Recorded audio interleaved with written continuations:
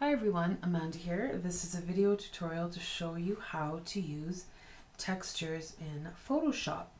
So super easy. I've got two images open here just to show you for the sake of comparison that one image is light and one image is dark.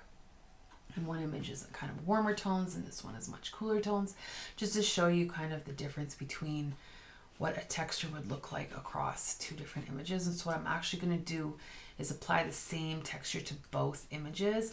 And just a quick mention here why I have this open instead of going File, Open, and looking for the texture is because it's just much easier for me to click and drag over. And plus I can see much larger thumbnails, and it just gives me a better preview of when I'm using anything like overlays, PSD files, textures, and whatnot. It allows me to see it a little more bigger in size, and it just also, when you click and drag it over, I'll show you how it looks. We'll use this one maybe. I'm going to click it, drag it over, and it's created this box over top which allows you to stretch and skew it to fit the image right away without having to go to edit, free transform, blah blah blah. This is why it's just faster, I find. And I'm going to click and drag this one over top as well, same one, just to show you how it looks across the two of them. Okay, and hit enter. So now the next thing we want to do is go to your blending modes. It's on normal right now, but we're going to go to screen, and the same thing with this one, screen. Okay, so you can see between these two, we can see this texture a lot easier on the darker image, but you can still see it on the light image as well. It's just not as noticeable as this one would be. So just always keep that in mind, that darker images textures do show up a little better, but you can still obviously use them on lighter images. I do all the time. And so I'm going to go ahead now and just quickly show you how to edit the texture to more of your preference.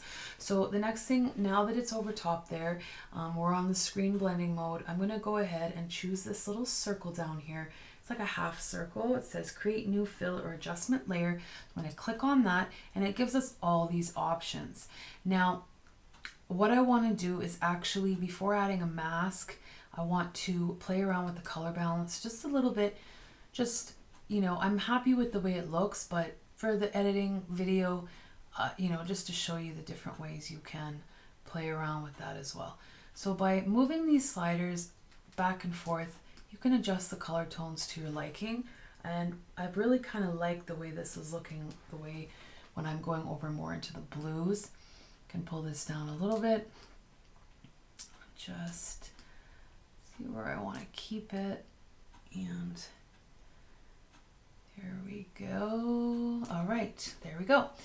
And then the next thing we want to do now is I'm going to create a mask over top of this layer. Usually I would create a mask first, but I did it a little backwards here, but that's not a big deal. So I'm going to go back to the texture Romantic 6, and I'm going to click on add layer mask, and it's created a mask here.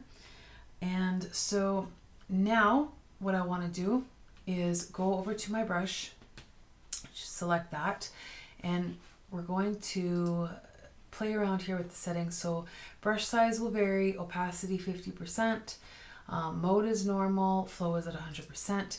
Now why my opacity is at 50 and not 100 is because I like to take little bits off at a time, and just, you know, that way it's not like this one like big, you know, erase clean type of thing. This way it just lets me clean up a little bit as I'm going and see how much, you know, I prefer. And if I take too much off, like right now, like we'll just take way more off than I want, I just need to switch back to white and paint it all back in. So really, really easy to use, and you're able to layer them as you want as well. And, you know, so what I'm going to do now is choose another texture. I'm going to click and drag this one over, go to screen. I'm just doing it a little backwards. Not a big deal if you don't do all the steps exactly the same each time. But that again has created even more of an effect over top. And by again making a mask, painting over the mask, going back to black, and just cleaning up some of that. So that is pretty much it. Super easy to use. Once you're done, you just want to make sure you flatten and save it as your TIFF or JPEG file. Thank you for watching and enjoy your textures.